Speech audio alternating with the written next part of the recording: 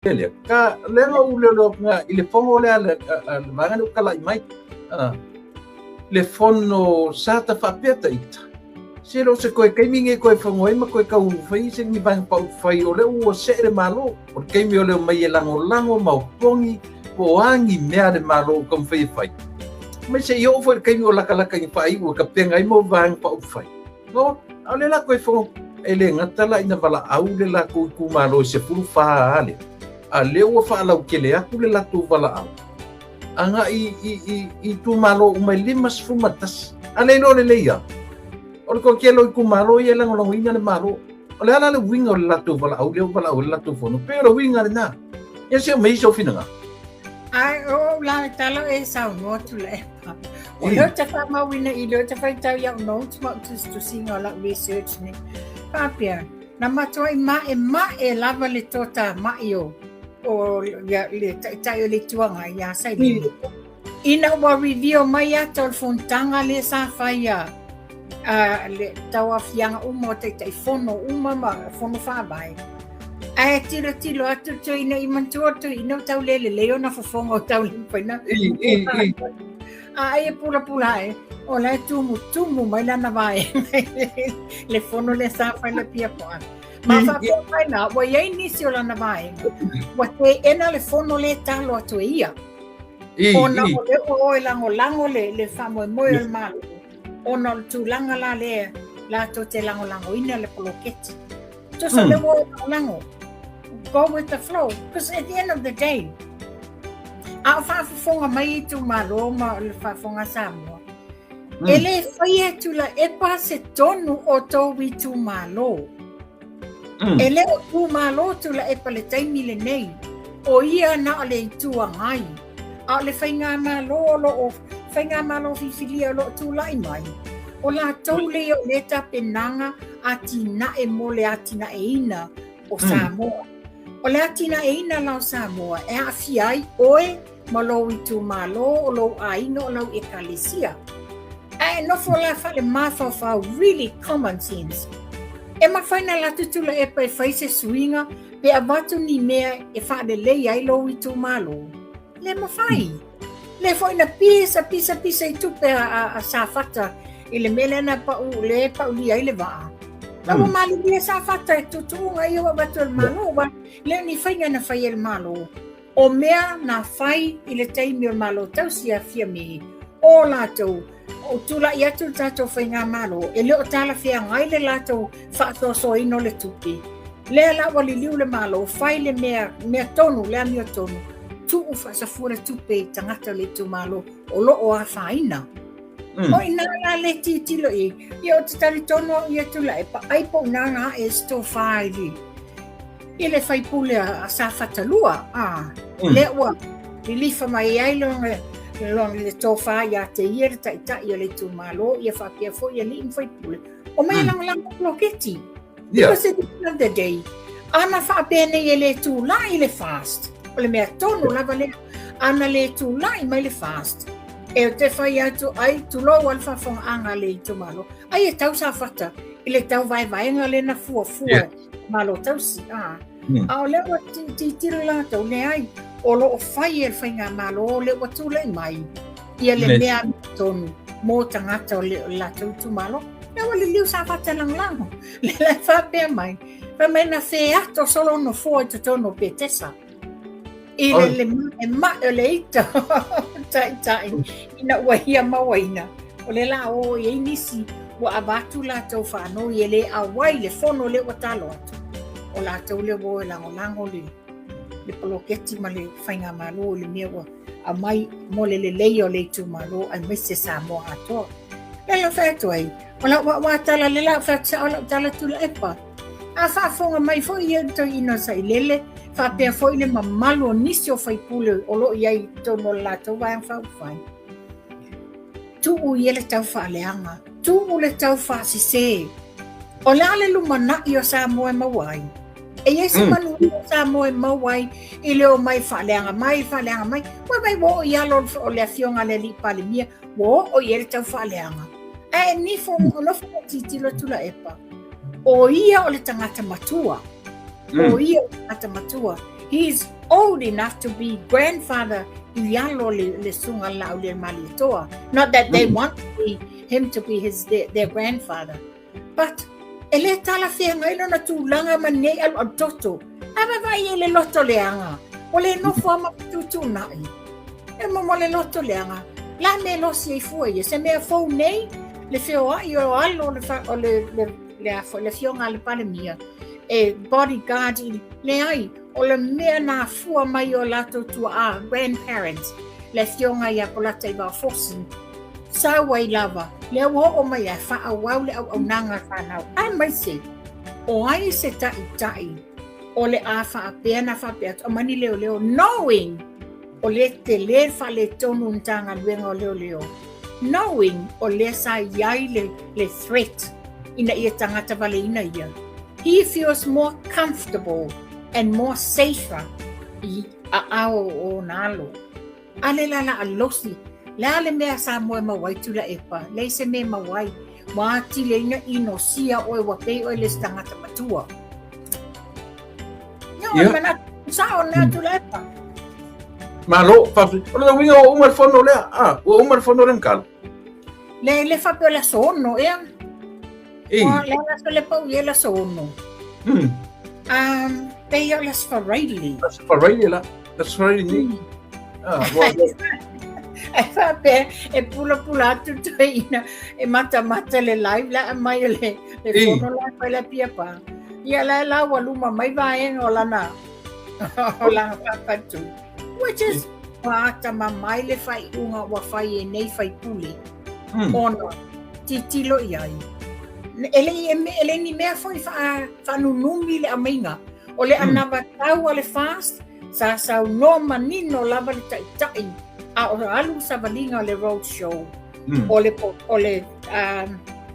keti le fast e tai ina foi e sui o le fast. Na mai manino. La le me pe te wasa o lo le talo le sa noanga te mai tai.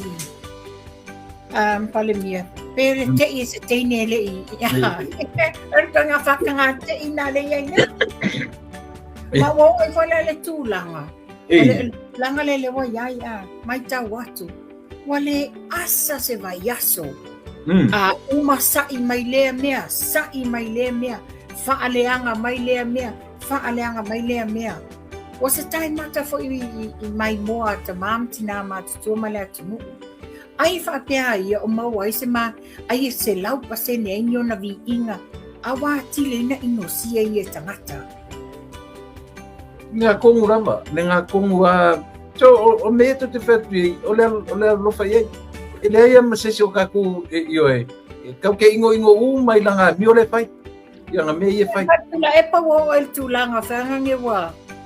Wo tulanga wa tau le ai wa sola le. Sola fa alo male sa ave ia io tangata matua sola ona na tele lo failo na tangata matua wa pe ne amio se tamatiti pe ne amio tangata o ia ta o le situ wa mita i mai o ina sporsipi oni amio ala i tangata o ina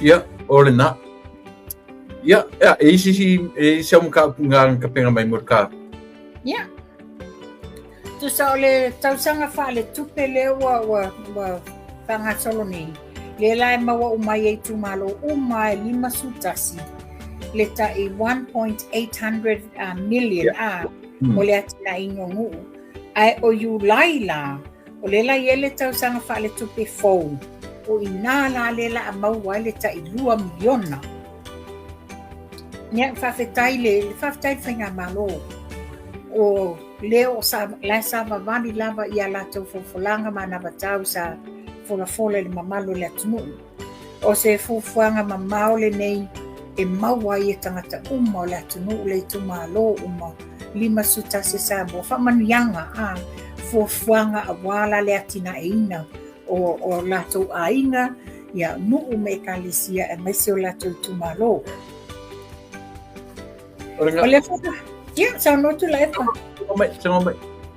o le fo fa manino mai e fo ila se na le fa manino mai ni wa avanoa nei mamalo le tunu E mawhaina whai atu ala tau tau sanga I le tūlanga o mono o tupe whale tupe o atinae le wawa noa whaina watu ala tau tau sanga na ia mawai ni no ngā tupe whai atinae ia la tau pisimisi wa te le nei wha mama avenga wa te le nei fofuanga mamau ale atunu le wa amai ele mano fo Mane ole au kai ai le mele fa mole Moafanua. Ang kasi nga mele nga ule wa ko ngi. Yeah. Ole kulanga le I mangingo le leita nga tala ole ai PPCI ya banga ya le le kio ya lang ina ya ko inga le. Eu ofo ila. Ale lama kam fa mangingo. Ole snap election. Male talo male patcha fa au. Ole patcha tai ia maukingoa Samoa au mai ele lau ke lenga o mea fola ile atu. Ole lua ono ile lua fitu. Aisia ole snap election na oso fa fuasei. Yo ole taimi ai o palota ton fa o apelilo tau sanga nei. Tau sanga nei. Yo ia malama la ole filosofi le manino ta tem fe au fe foi mila ko kongi me ai ka mai kila faile amalea elo malama ka ole la bara ka fa mungo ela ko mai le maru pa to a mai ale 2 miliona ile luono ile fitu ole le tasi te simadvaru e fa au mai ai le me le faina fatiloina ina u vai loina le penga maru taloi Iyo, ena manino. Se Tuilaepa o le mele le tula I mai nei. Lau whafonga anga Samoa. O le mele le tula I mai nei. O le stangata lai malama. Ai ole ona ole muli ta ia o maenga whai lato te lango ina. Ma whaane nefu whaanunumi ai o lato mawhauwhau. Ia manofo ia whapena. Ai ole mea I o lo manino lava ia whae lawi loa le fionga le lipania pa pia whaila na ka peneta I vaenga te tasi. Ia mela le mawai whanunumi ai una mawale le tō whaile I le whai pule mamanino. Ia te tasi na o angi le tua le fast. Ia le afula lea. Ia tau aino fōa I rotu la e pai te tono petesa. Ina wapula e. O la wato o telo la na vaenga la o anga I o lango le fast. O le manino le na Samoa la whafonga anga. O le se manuia, o le se lumanai, o le se le leo Samoa. E maua I le mele whai e Tuilaepa manisi o la na vaenga. Whaaleanga nei Tuilaepa le tae au, whaaleanga mai li moni le uli, sau fono toe le pō, sau. Wale I longa, Ia, e tanga I whaila ia I whai pule ai a la tau vaenga. O toa la iti whai pule o ta toe walewa, tasi mau ese. You know, enough is enough. O fe e la whai ele nei tau whaleanga. A le o if, o ta tau na Faafetai o I whalango le whai ngā malo. Wha to a mai lava lu I tau nei, I fesili. Pe a whape e umal pe inga le 5 tausanga. E le I wha tau nuuina, ia folanga sa whai ele vaianga whai. A tanga I ani. E le a tose tausanga, le a tose ono masina. A le ale telo nei ngā luenga le lei atina e le wafa atino. Na tupu mua ilo na taimi. Ia le ale me la so e valei na o ngā whaia ni me le lei mo le atunu. Le tupu mua. A le paula le me le wafai nei. O le wha oloa taua, tau wha leanga. Ai e te fiu to e tau wha leanga. E te le to e pale lava e se tūlanga o le parimia. Pisa te lea longa ia kai mi le building o landscaping le kungu makulanga whapenga. Ase upu soani tu sao I tangata. Ma keni fise me. Sa tele lava I e Faafetai lana tanga. Ia, ngala. Sei ka mai I tele lo no tau su niso u avan fiefesili I le li o asiata. Wa o ia tonu e anga le tangi le na fai. Ola se tu langa o iai ia le ungari le. Dia tau do uma le masina o Januari. What is the latest? Well, so far, I'm just speaking out here from what I hear. So far, they haven't made it to Samoa yet. Really? O le fisili la le fisili ni ai nei.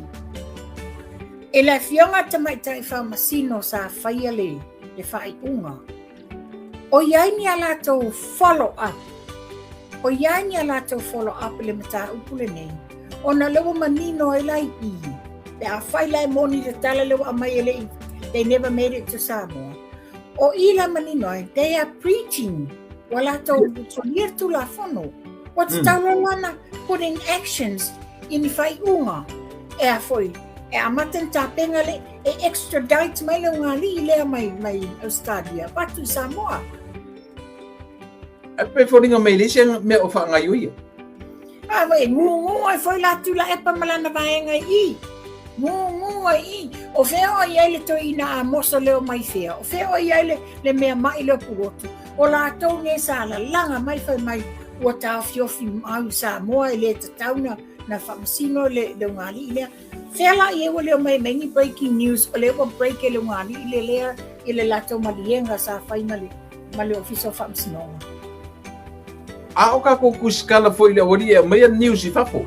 Le ai ma se me le ma se me tai ngungu ai le au ia fai ngoi o le fe wa se lang lang wai. Tai ngungu ai la to ia. Ia se fa o kala ia. E ke o for ka ko pe a fai mele tau tu ato ia ta po kala me foi le fionga li pari me. A o lo me tau na fai lo. E lela ko mai ko kolo ia fai unga le fionga li pari me le surus fu. Yeah, as a loose full of February. Oi February. Masinga ngai a. Yes. Le aso e fie e fai mo fai. A pe maonia le mafuanga wala ina tolo. Ona le whapea o le loia le vaenga le te o lo I fafo. Lo I fafo le te maitai loia. Ia a tonu o se awala tonu lea le awala sao o le tolo se I awai lava le loia le taimi e whai ele folsanga. Ia. Tupa I o le fiso tai mai se tasi o tatu o lau I Samoa le ngari. Oh, ia, na tonu la lawa I Samoa. Pe iei ne mafua anga I lunga o whemalanga inga na le whai eina o. Ia, mana tufo la so rus fumalfa. Ia. Da so la mana lenta ora ia lewa o tatu la stone. La stone ni mato. Ia, la sofane mato. Ia, a fapela tu sa o preach ale afo. Yaso. Ia fapela lift out of what. Ia, ole fatatainga le lei lava.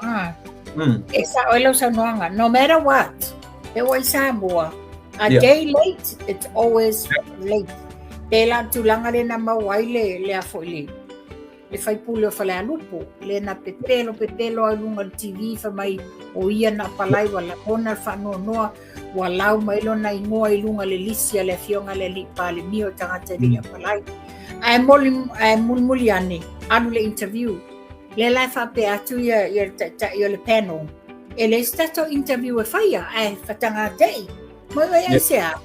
E whai mai. Leo au no a palai. Ai lava whai atu tai le panel. E le ai sau application. Ai whina wale lava. A amilola na whaila. A mainga le whaila. Nga le CV.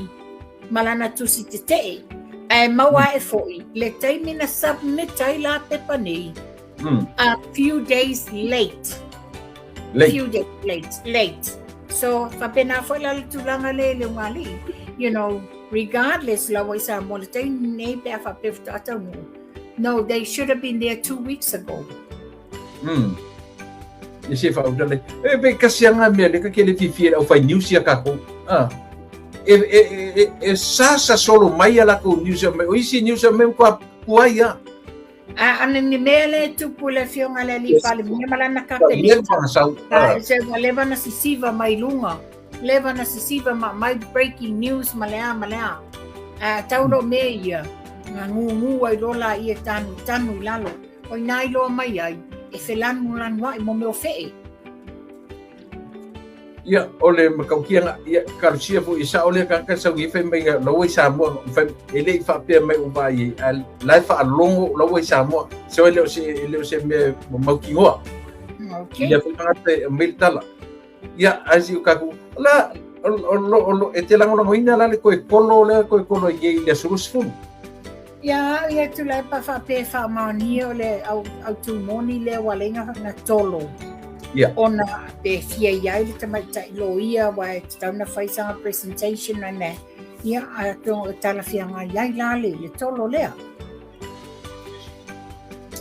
O le aso si la fia I upu fo le justice delayed justice denied. Wa e langa le se le ala ngā upu. Yeah. Le se. Ai paule mea ko e moni o le ala ngā upu. Ai le mwhai le ngā upu lea ona suia le fina ngalo le tua pe a whapea o le mea lawa e tauna o iai. Wa le mele ke loa no wharongorongo nei I le rile o purotu malana pokala. Ese mei ese le foi la sa le li o li moni whapea mai o le kolonga le kolo ikua nga kolo e le vanga le malo. Te whatu whai lau tala Tuilaepa. I tā whātau te noa ngai tau sanga o mawai. Leo te whai atu pēa lana. E le mai mawalau taimi o te tali tonu ai ni upu e whai mai e li mongi Tuilaepa whonotoe lātou nā. E nā o tala pepelo e kawa o mai a lātou mea pepelo mea se lo whai. You know, believe it when you see it.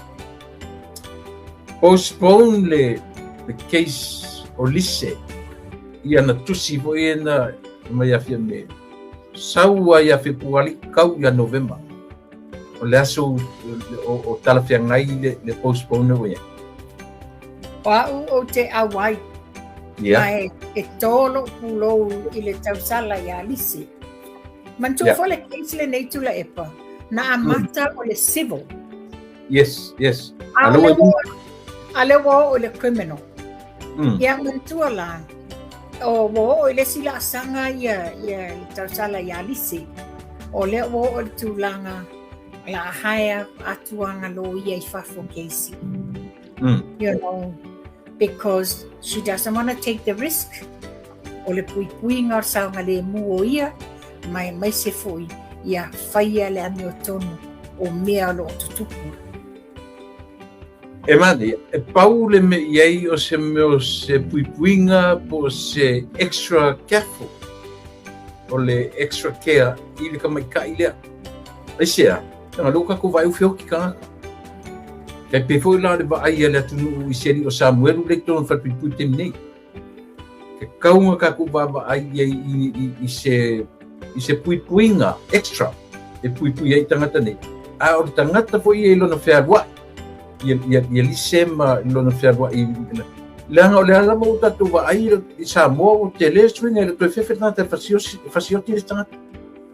Moni sau noanga Tuilaepa. Ina ua e ta ua tūlanga le whasioti o tangata ana. Lea o matu nei lea maliu o le tamatai tu stala I Asia pari. A le foi e lau malu ia mai le mautonu o si manu o le malo le na maliu se ana po ana nafi I le vaa o le fesili la lo te fesili ai la le na mawan nelon tino maliu mawan nele tino mo ai fesili nia la o tangata ma le malo I lungo le vaa. They all have to wear a life jacket. Sei tau whaman mo lea Moafanua. O le te ia tula whalongo. O te le maua la le New Zealand. Sei tau whalau te le mea whaman mo. Whamaunia mai ni leo.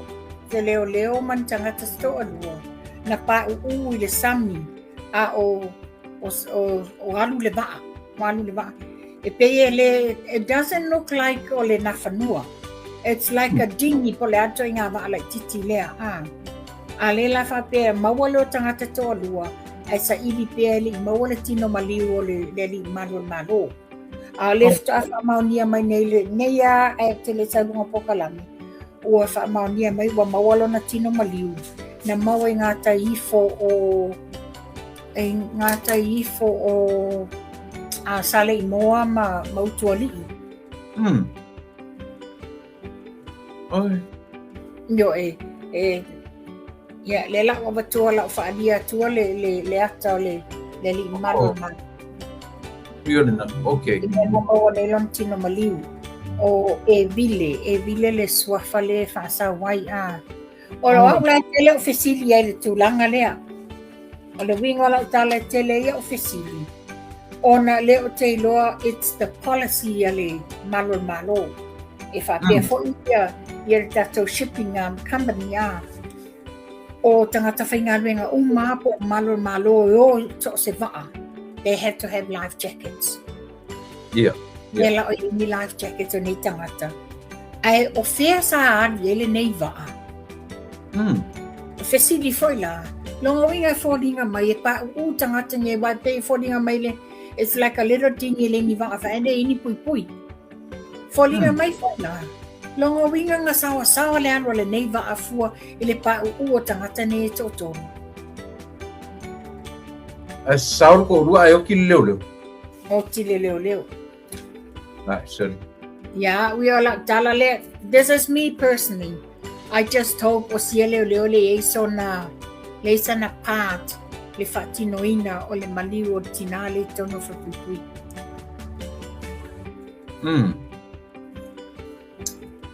Ika pa I mai ale. Ai wange asal masalo. O tele nisi malo. Te ia o whioti whapea. O le maua lunga o le mele utupu mai samu. Pe o popo lenga na I le kakolonga o whamasinonga I o kolo ngi. Pa I o le mamau I tua le whamasinonga o le tamai ta ila vale o lise. Langa ita te wa aifu le onga o mea I o tusi I no sao nia tamai tai ave I lea o le malo. Ave I le official le. Ia, ma pe o whai mani mauti noa le tamai tai. A tato wa aifu ila I lona soifuanga lau te lenga yaso uma. Le ai ma se whapea o a foi. O stress sai le mea lea. Pe o le whoringa mai e moni ma whamaun. Ai langa iei si tala tua. Tala pe o le tau fiofi e lato ua o meita. Pe whoringa mai whamaun ni ar tamai tai e iai le mea sa o na tupu. E le nofo ai tusi ia. De ia o unga lea o le maro. Moni saunoanga Tuilaepa. Moni saunoanga. Oa e whai ala tala. Oa o te Faafetai le lofo le tua. Lona maua pea watu pea le file mumal pui ngai tausala yalise. Yeah. You know, it's not an easy topic le tulanga le case le. But she's so calm and collective. You know, e lo se tulanga whapole nai. O nai te no whai mai lua. E no foi compare tulanga yalise whapele ia tautuanga nei ia sia tali ia Sam le tono le whapui. Whape uma for ia Sam. Because it's the truth and they want to release the truth. E le stress e la lato.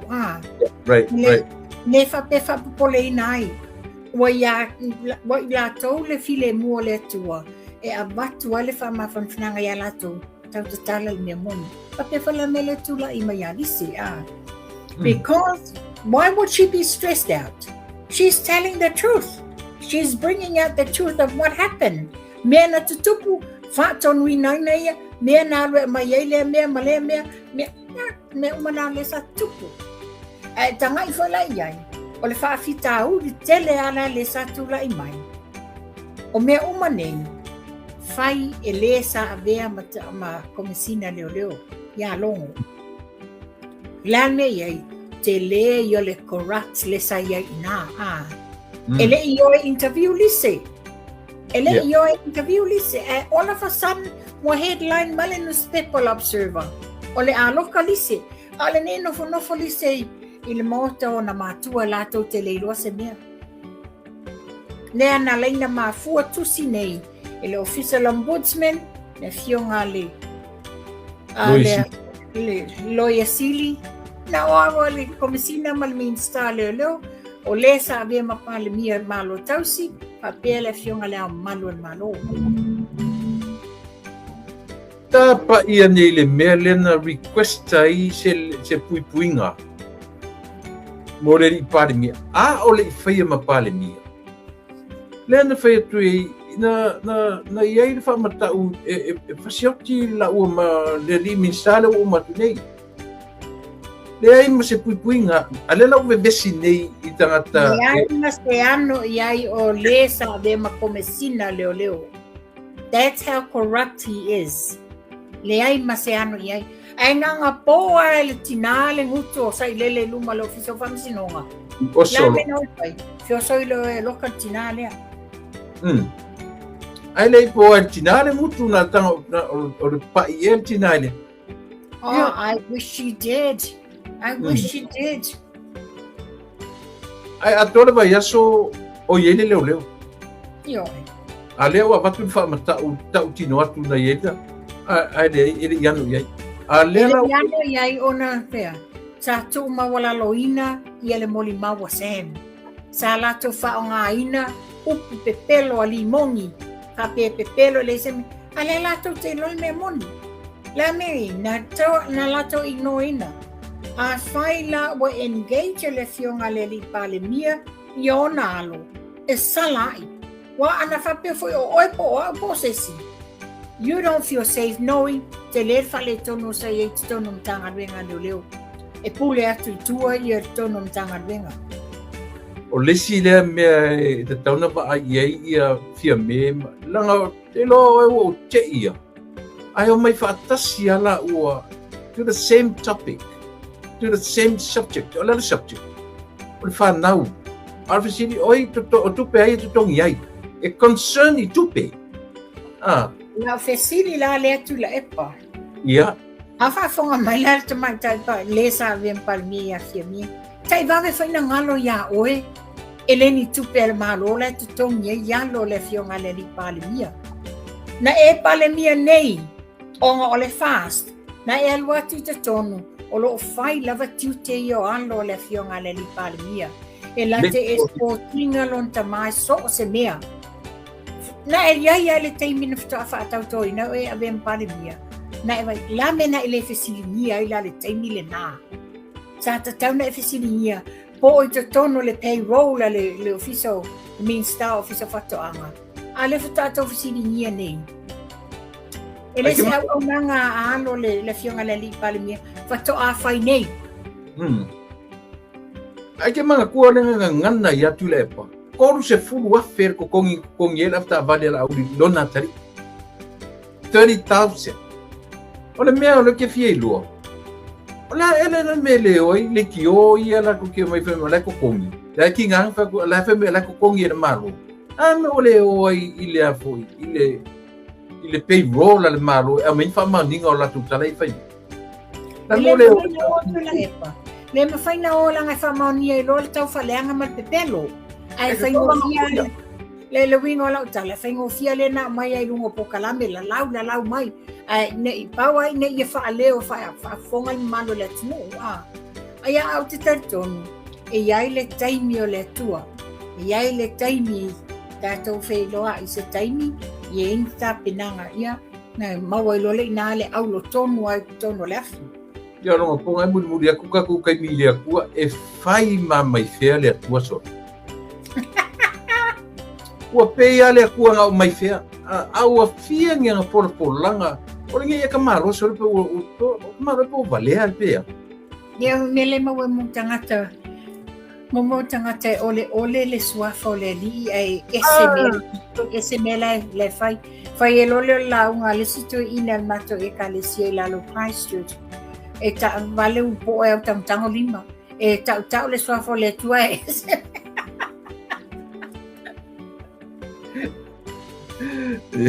Esa ele cara si yo ya fa penga pepe se pese masilima e kun fale le si masiva ioi ia ka mai mole Moafanua le la uro atu nei e nga fo le tolo umile e pauana o si popolenga o le soifua la matia o te tatonu a foi Tuilaepa o na vaenga tatou te concern ai tatou nei vai atu I fafo ua umana iai le fatatianga I latou I Samoa.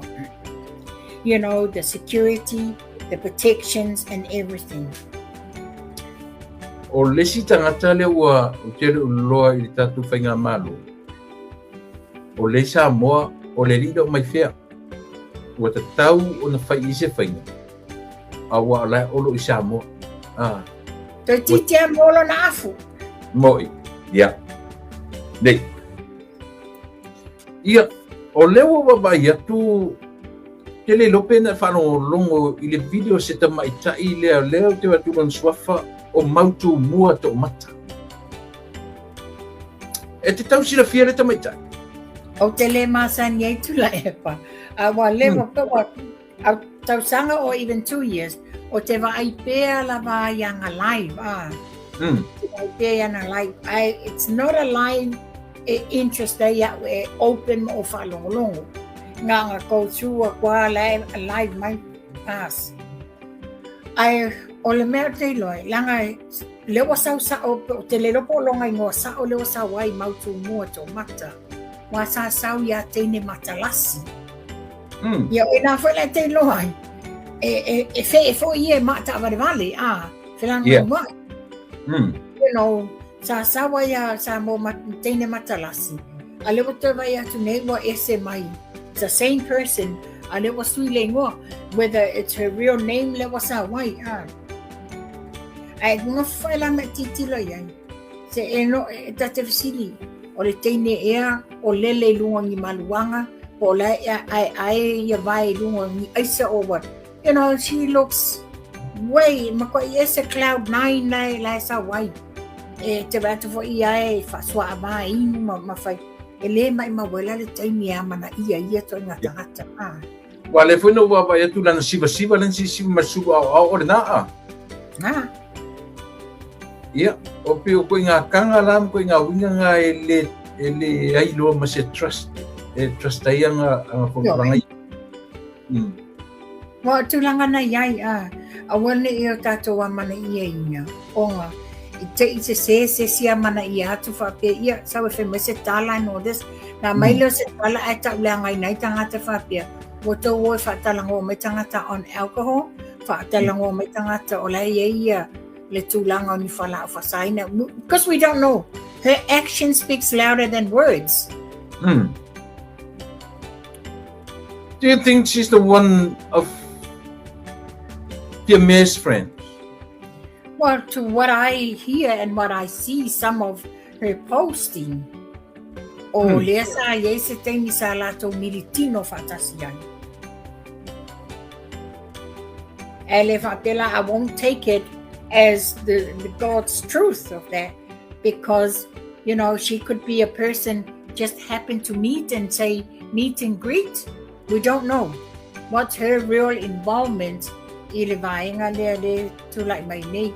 Le o to lau mamai ai ia la o fai business o ia so tanga malesa ve ma palemia ia ma so tanga foi ma tamata ilo ia nasa ia fa fonga mai ile o fai maturoro Tuilaepa Tupài.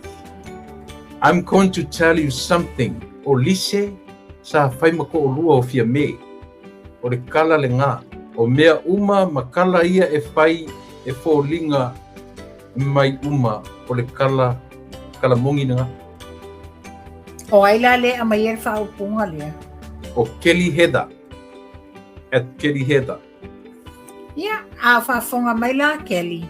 I hope you have proof of evidence because there's a possibility that Lise could sue for that. Yes. Langa e esele mele loe mato na tupu. Lo le mele wa e amai e lunga. But just because o le wa e sau e mai lunga, and we're not obligated to tell you the truth. The truth will remain until if I let go the lise. We honor lise, we respect lise, and we'll leave it as it is. Ia, o pe o isi mea I e whale tonu o tātou rawa tangata. Na o vai le pe na mai mua le wharia mai o na fōringa. Ana o lana tau talanga na au mai. Pe mena na sent mai tau te tia. A te o toi sau nei lana ovatu. O siva mai marisu au. Tole, o whape ai. Pe ia e hai le tangata lea na o vai. Whai lo lea nganga le whai a mātou sanken mō. Ua pāle te waka. Pai atu fo I langa o lea la ua tā ua I manisi fo. Ia lea la ua tā ua I male tamai ta ilo ia. Iuni sa po. Pei o whai te tianga na, la so uwhinanga. O tulanga na iai a. O ngā e tatau fo I le nei tamale I lea tamai tai. Ana la konga ia sa whai. Anga I le tamai ta ilo ia. Na lau oi ngā lau ia tele ni upu mamafa. Ngalo ia te ia e mōlia ia iala tula whono. Ia ia na wha maunga. A whainanga oie e la fionga iau nasa sam te lau afi. Well, she needs to have evidence na tango lima I la fionga iau nasa ia na tupe ia. Ia mea fo iwa ta wai isi vaenga wha apea o le tataa ma tūlanga lea le ai aisa ma le ai cocaine and on. Well, she needs to have evidence. O se ata, o se nofuanga, sa la tau mitino whata se, tutupu e nei mea. Why, by all means, UNASA has every right to do a lawsuit against her.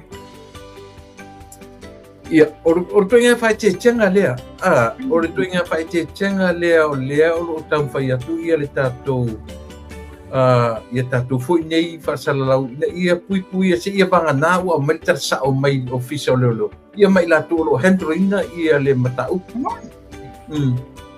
a o le whasamsama noa ta ua tala noa Moafanua na so wa ai whatina I le maliwo tina le e langona le whanua noa langona le whanua noa ona le foi e maua mai nisi e pe fate ia foi telo nisi pano ta nisi na tolo tutono to ese ona ele ina wa mawala tala leading going backwards ele I va ia la toni fordinga o se sign o stangata wa le fia o stangata le upset ona ea fa mai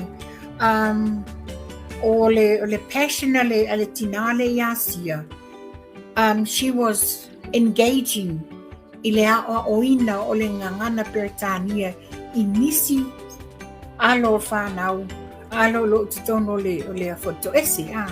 Pele fate iai lato, every time that they have their session with her, she's a very happy-go-lucky person. Shea atu Ale pe fate I reta umaiwa, ia lailau te loa, o tangata puleleola, o tangata wa ese mea mamafa ilo na mafofau, o ese mea o fia ai, o ese mea o lo whaanono ai. But leading few days backwards, le tupu whalawlawe, o le ilo e la tauele iai ni fōringa wa aia, ni fōringa ilo ai, o le ai ese mea tupu, like a sign to them so that they will know. Mane, o le, e tasi asi tari ina o toe ki alutua pāluma ki ma I le whataranoina o le komisina le tu mauro iai nei. Te loa foi o whataranoanga lea, e ono a fia ai lona whiliwhilia whai ma komisina o leo te nei. E iele whesiri na whai a, e whapea mai le tali a komisina. E wala au atu tangata o lea o ele whare mai le tino maliu. Alfa dei tue wharongongo. E longo atu ia o le komisina. E leo, o lau e whare mai le tino maliu. O le tamaita. Pa aila ia I whaasuenga ia e misweo tau na New Zealand. a fesili. O lo winga le mo o inka nguro ale ko alongo le komisinga lolo. E te le ani fesili, there's a million questions ile process ma le handling o le taimi o le maliu lea. There's a million questions. Ona o le tūlanga lea pela lea maua a la saunoanga le komisina. Which is, o lae saunoa le komisina ia lana iani o tonu. Ina ua wala au atu te foni mafsiringia ko ai wha te ia ina wata au atu le wanga i mai i le whalemai. O le fesili lan silei, o aina authorizinga le removinga o le body mai tu tonu o le whalpuipui. Na iai le vaenga le fesa wa o i la tau nei so se maliu pe tangata waleina po le malemo po lea o le fesa e o la tau le mua iai nganuenga la biai ma la tau whailoa ua maliu ia whaidole fofuanga. Fesa wasn't involved at all. O le fesili la.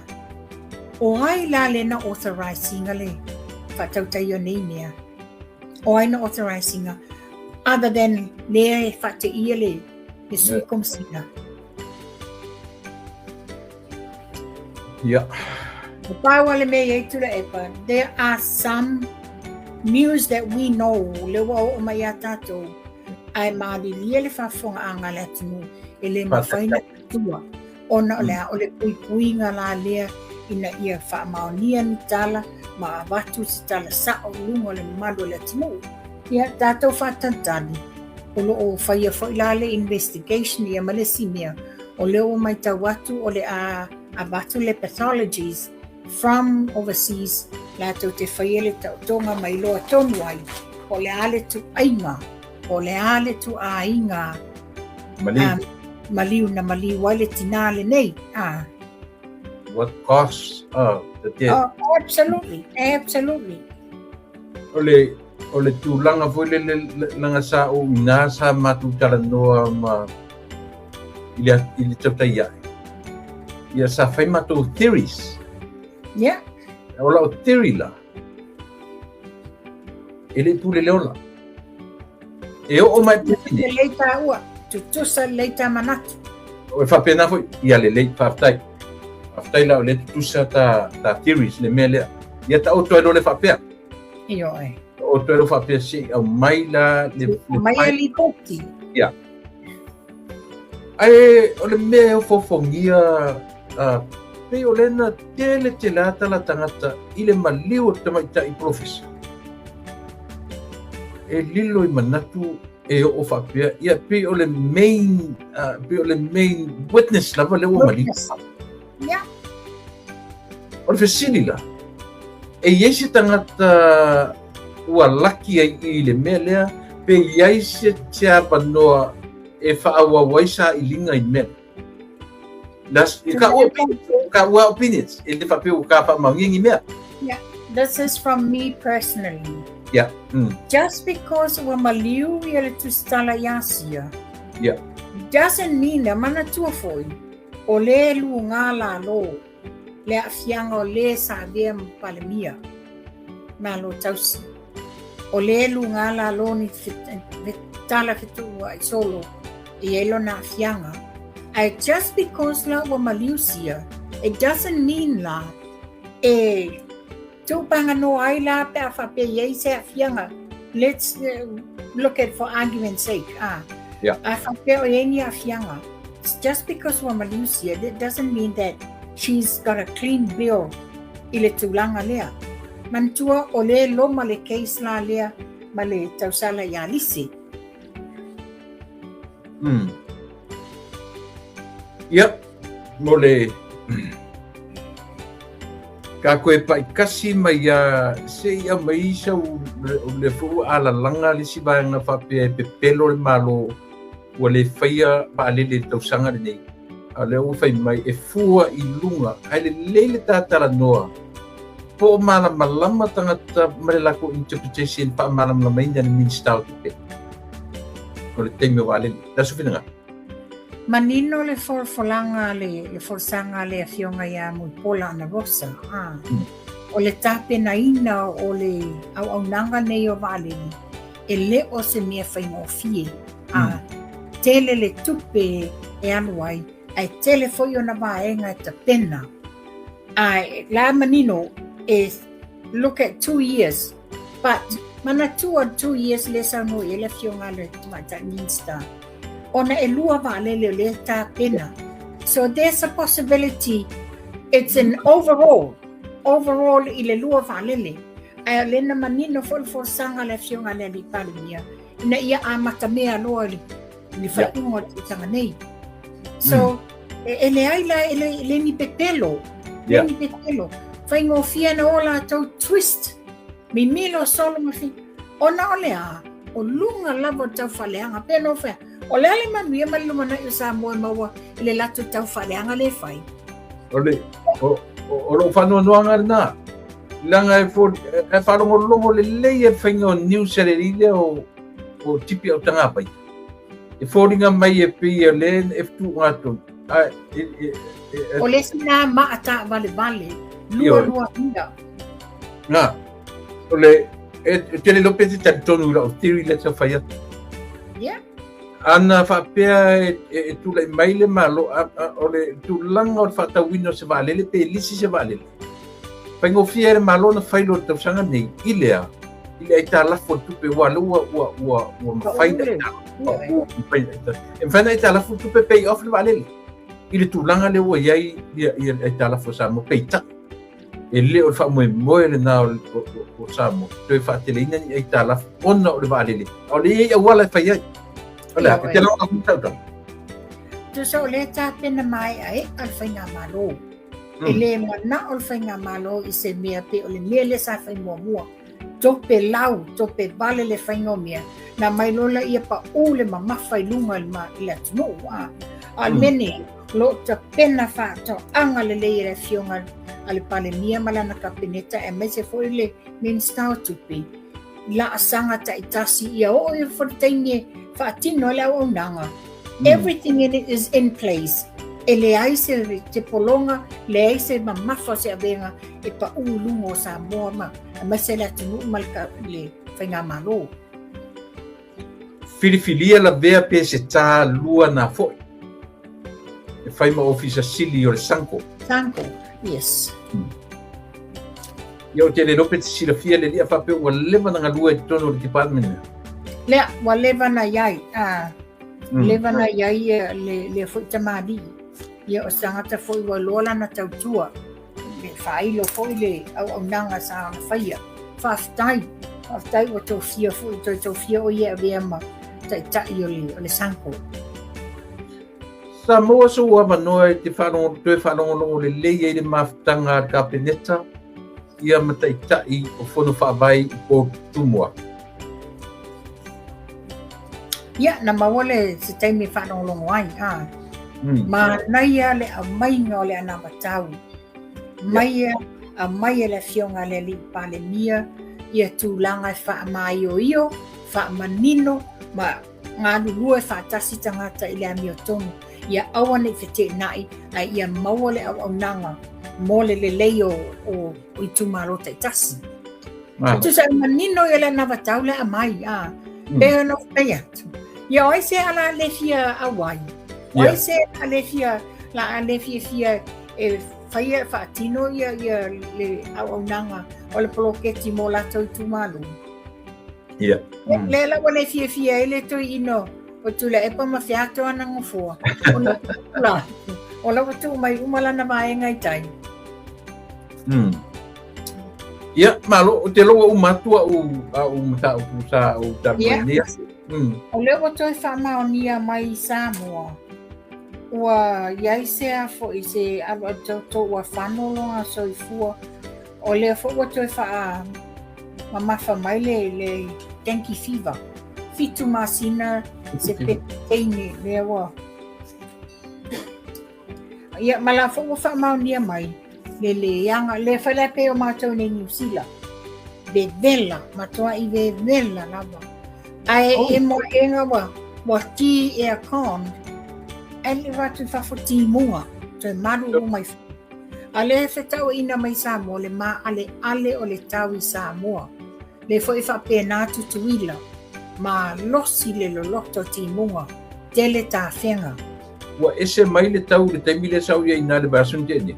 ya ne tonu lava na Tuilaepa ta ese le leanga o tau le ia nei saying ono ia se unga ni Samoa le tala nei le i vai fanua mātou New Zealand ese unga ni Samoa tala vo la ua tolu sulu valu tau sanga ma le tolu sulu iwa ono nofo whaasala nei la ua i le mo le house arrest mo le ono masina e mafua tūlanga le nei ia o I foi la te no foi mo whapea how many times now o le te aina se atu se tupe se lau lima sefuluwalu wafe to tono le la account wrongfully deposited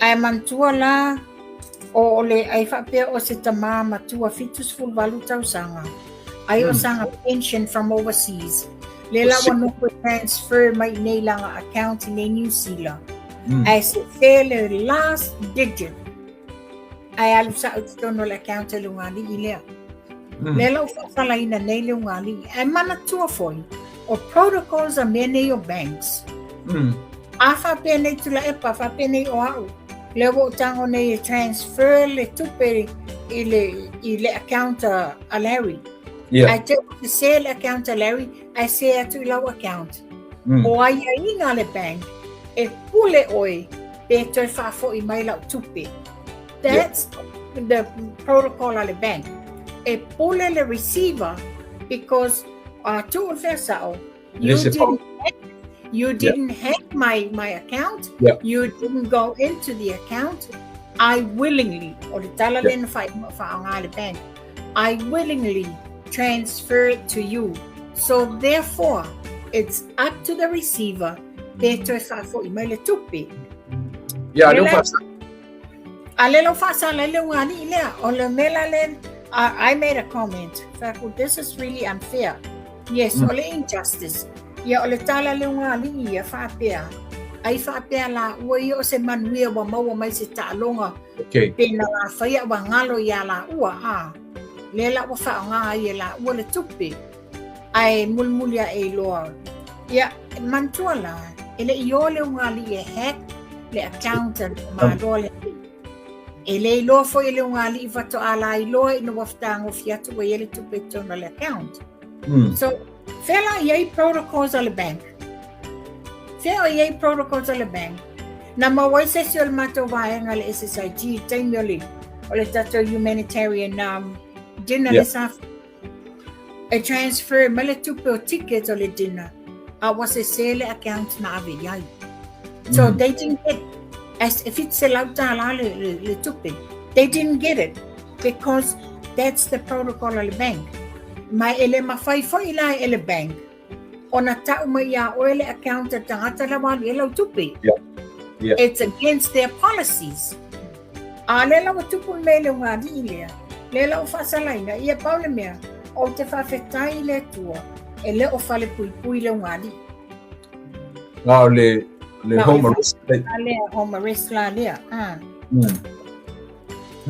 o tao o mai la le Tuilaepa tao o mai la le I le ali fa sala lau le o te whaingoinga o le apa whawhango mātongtongi yo edi matua le tutu wafi o le nā fesili a Tuilaepa I ngangu o le fionga le li pāle mia oi ia lo matangai nā diai e te tutu wafi tu fesili a Tuilaepa whaatu mawala loina le fionga le li pāle mia ala nei ia malelele tamo employment I mean appointment the tama fire appointment male tama Bondi Beach ia na sa lenta la whakatingi wale Bondi lo falling a kanki you know et tutu wafi matau tau whaaleanga le fionga le li pale mia ala falongo ko runga no fai news pondai ko kia pondai me e rola sa no ngala fianga le li palimia ai tanga I fo yeta sa no le fianga le li palimia either both English and Samoan. Yeah. He doesn't need to read anything. Comes straight out of the heart. He speaks directly. Ola toni mela le mo ya siodi. Falongo ingang lela wo nei na fai tau mai le pele wale lo fa le bondai ia wa bondi kanki mari appointment sa kamaro yo ia ma fa tu awa tu te ula ele o se tatu ngana ele o tatu ngana la vange mai si tai ma wol mo si malo le lo fena nui but they do their best Paula beta e ke lo foi ni simia e fa I fo I ku ku afio fesidi la kamale ai langa I fo ke mino ka ko le ko inga e fe mo e rehearse mo anga interview e fai ka fesidi le ke fesidi ma mele io ton wa mena tau mo tau fau tau fa leanga yeah